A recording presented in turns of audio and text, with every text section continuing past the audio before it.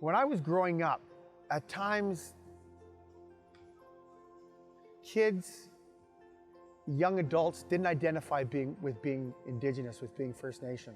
We want to make sure that it's a thing of pride. Listening is one of the most important things that we do, not just to the youth, but listening to the parents and the elders about either what their community needs or what needs to happen going forward. It's a huge part of what we do. Bridging gaps is another thing that we try and do.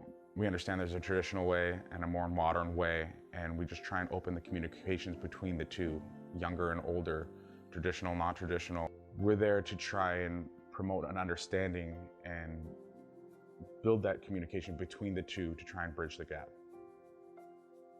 Obviously, we're there to try and lead them to post-secondary, college, anything they want to pursue academically.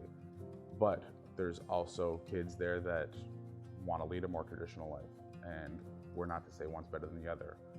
But through our programming, attendance is huge and graduation is huge, because graduation is a little bit of a milestone, and we find it important that everyone should have a goal, and every day when you come to school, it's success, and when you graduate, it's a goal met.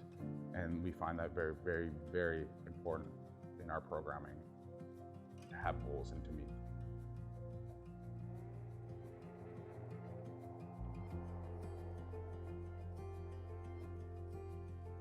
From my point of view, and my obligation is to maintain the area and to maintain the language. Without the language, you don't have anything, you know. You don't even have a nation. No, if you don't have your language, you have to have that. When you're away from the towns, when you're away from the big cities, then the kids are in nature. And we're able to sustain the language. We're able to sustain the culture because everything is right there. We've always tried to do our programming with the elders, with a focus on language, with a focus on culture, with a focus on traditional medicines. We're always trying to keep that alive and keep that relationship going in all of our departments, because we feel that bond has to stay there. It has to stay there because there are teachers, there are healers. An organization like FirstAssist can really help with that, because you bring in that knowledge, that expertise, and that, you're Indigenous, so they can see, hey, we don't have to lose everything. We can grow, we can come back and help our people. Always been proud of being a First Nations guy.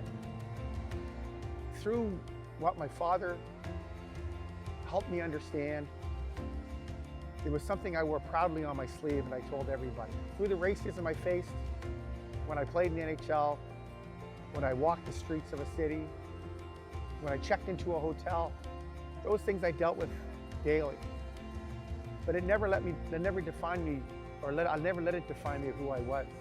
I always understood that racism wasn't about me, it was about the people who were saying it. And we want to let the kids understand that when they leave the community, yeah, it's going to be out there. It's unfortunate, but that's the world, and it'll never leave. Unfortunate again, it will never leave. But to understand that it's not about you, and that you can be a proud Indigenous First Nations person, and you can move forward, making decisions that are best for you, regardless of what people are telling you, regardless of what people are saying about you, regardless how they think about you, that's a success. And we're trying to create successful youth leaving our communities, and this is through traditions and culture. This is how we're going to do it.